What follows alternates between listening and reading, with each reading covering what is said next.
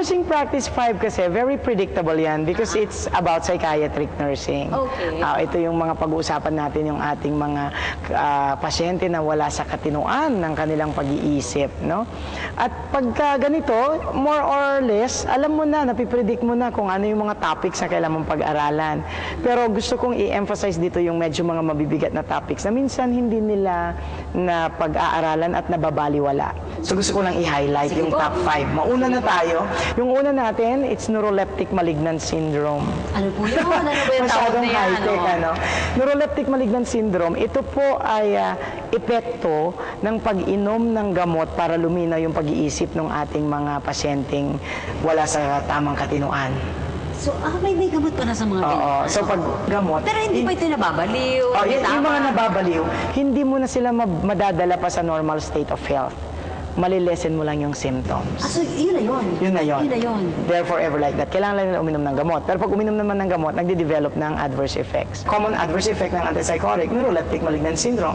So, as we say, it's a syndrome. It's a condition that's a group of symptoms. And the 3 main symptoms, yung tatlong common, fever. Okay. Usually above 38.5. It's usually treated with paralodel or bromocriptine. And then diaphoresis, pawis ang pawis. And then the last one would be muscle rigidity, usually treated with dantrolene or dantrium. Now, tignan natin yung tanong kasi yung tanong very tricky eh. Neuroleptic malignant syndrome is initially manifested by, pag tinignan natin yung options, A, fever, B, diaphoresis, C, muscle rigidity, D, mass-like face. Pag tinignan natin yung options, di ba nabanggit ko lahat tama yun except for letter D because that's typical of pseudo-Parkinsonism. Pero ang keyword sa tanong initially, at ang nauna, ang nauna, fever. So pag yung pasyente uminom ng antipsychotic, nagkaroon ng fever at may muscle rigidity, neuroleptic malignant syndrome yon. Pero pag may fever, okay, at wala namang rigidity, may sore throat, agranulocytosis yon. Hindi pwedeng hindi NMS. Pero pag may muscle rigidity naman, pero walang lagnat, pseudo-Parkinsonism naman yon. So kailangan alam nung nurse yung differences ng mga adverse effects na to. Kasi hindi mo yan manage very well if you don't know what the client is suffering from. Okay. Okay, ang susunod natin. Next. Isa sa mga gamot kasi carbamazepine or tegretol. Ito ay anticonvulsant pero ginagamit na rin ito sa mga manic clients natin. Yung manic clients, ito yung mga hyperactive na hindi mapakali. Okay? Ang drug of choice actually for bipolar disorders, lithium. Kaya lang, pag yung pasyente nag-develop ng lithium toxicity, nagbibigay ng carbamazepine. Ang problema sa carbamazepine, nadidepress ang bone marrow. So ngayon, ang problema, may anemia, may bleeding disorder, prone sa infection. So kailangan mo i-check talaga nito, yung blood count niya. So tingnan natin yung tanong. So, which laboratory data should the nurse frequently check in a client who is taking carbamazepine? A, I and O, that's input and output. B, BUN, blood urea nitrogen. C, complete blood count. Or D, pressure of carbon dioxide. The answer definitely, so letter C, that's complete blood count. Ayan. CBC is complete blood count. Yeah. Oo. At least it has to be checked frequently para makita kung prone na siya sa bleeding. So gamot mo yung carbamazepine. Yeah, gamot pala yun. Yeah, yung una adverse effect ng gamot, yung pangalawa gamot, carbamazepine, then neuroleptic malignant syndrome, then carbamazepine. Punta tayo sa sakit naman ngayon. Okay. So yung pangatlo, Parkinson's disease. Alam mo Parkinson's disease? Yung ating Hollywood actor na very popular dahil sa Back to the Future na movie, Michael J. Fox. May foundation siya ngayon sa Amerika seeking treatment for Parkinson's disease. Okay, so yung foundation niya, yun ang pangunahing objective. Lagi naririnig yung Parkinson's disease. Ano nga ba talaga yan? Ang problema natin dito, kasi sa ating mga utak, meron tayong tinatawag na neurotransmitters. May excitatory neurotransmitters, the one that stimulates movement, at inhibitory neurotransmitters, the one that inhibits or regulates movement. Sa Parkinson's disease, kinulang yung ating inhibitory neurotransmitter na dopamine. Kasi naalala ko, yan ata yung episode natin na yung may chismis. Itaga-deliver ng, di ba, ng chismis doon sa... Ang affected naman doon na acetylcholine. Parang brain tumor. Ito naman, ang affected dito dopamine. So yung pasyente mo may tremors, pill rolling tremors. And then slowed and propulsive yung gait.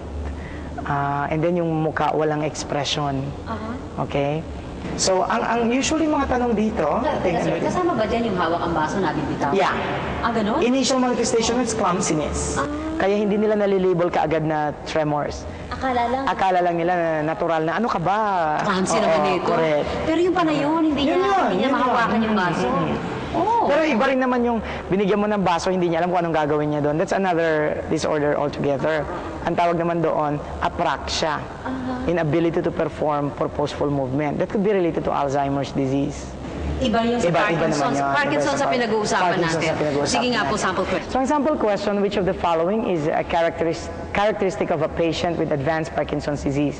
So, A, disturbed vision, B, forgetfulness, C, mask-like facial expression, and D, muscle atrophy. It's actually mask-like facial expression, or this called expressionless face. Para silang nakamaskara. Dahil nagsasalita sila, kausap ko, wala silang emosyon. In short, NR. No No reaction. reaction. Yan pala yun. So, yun yung pangatlo nating disease. focus. Okay, number 4. At ang pang-apat para sa mga lasenggo. It's called alcohol withdrawal syndrome. Yung mga, may mga hangover. Okay. Okay. Alam mo ba na yung pag uminom ka ngayon, yung hangover mo could last until a week thereafter? Oo, yung earliest na symptom nito within 12 hours after your last drink. Yung latest, within a week. Ang hangover? So, akala Yung physical manifestations Opo, niya. opo, oo. So, akala mo, naglasing siya kagabi. Akala ko ngayon, okay na siya. Okay na. Hindi pa pala yun. You know what Nag-hangover relieves yun. the hangover sometimes? Iinom ulit sila ng alak. Alak ulit? Oo, kaya di ba yung iba, masakit ang ulo ko nanginginig ako, alak ulit ako para mawala. So eventually, naging dependent na. Kasi bukas gusto lang i-relieve yung hangover, kahapon inom uli. Pag nawala yung effect ng alak, gusto lang i-relieve, inom uli. So eventually, it becomes a cycle. Kaya pala sinasabing bisyo na, bisyo na, oo. Addict na Oo, sa alcohol. ganon, oo. So, paano yun, sir? So alcohol withdrawal syndrome. Okay, yung tanong, which type of room is appropriate for a client with alcohol withdrawal syndrome? Emphasize ko lang, Susan, pag merong alcohol withdrawal syndrome, may dalawang types ng hallucination. Meron yung pasyente na to. Ano ba yung hallucination?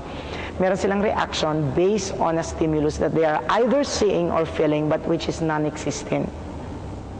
Parang may nakikita pero wala naman, or may nararamdaman pero wala naman. Like sabi niya, Dala ng alcohol yun? yeah, dala ng alcohol yun. Parang maraming gagambang gumagapang sa katawan ko. Dala ng kalasingan yon. Kaya pala may mga markang demonyo. Yun yung epekto Yun, sa yung kanila. epekto. Na dinidemonyo Oo, sila. oo. At pag may nakitang shadow yan, iba yung tingin niya. So may visual and tactile hallucinations. Tactile, crawling bugs on the skin. Visual, parang may nakikita. Alam niyo ba yan, mga manginginom? Sige na, sir. Kailangan. So, ang importante dito, yung type ng room kung saan mo siya ilalagay.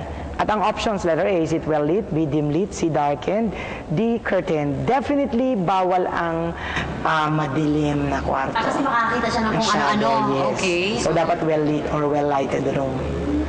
So, Maliwanag. Kung may lasing na lasing kaming nakita, kailangan nating mawala muna yung hangover na yan, dalhin sa maliwanag na Room. lugar. Oo. Pero pag matanda ang nalalasing, lalo silang confused pag maliwanag. Ay, ganun po ba? Oo, kasi Saan they're ako sensitive. dadalhin? Alam mo, pag matatanda, ang sabi sa mga nabasa kong mga artikulo, dapat ang kulay ng bumbilya niyan sa kwarto, either red or yellow. Oo, okay. Yeah, never white.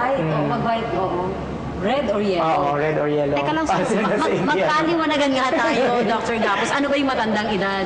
Usually, pag sinabing matanda, ang technical definition nun, 60 years old and above. Ayun, yung mga retirees natin. Technical definition. Just to have a demarcation for which one is considered an elderly age group. Eh, yung 59. Oh, Ay, sasabihin hindi niya, hindi pa siya pa. matanda. Hindi pa.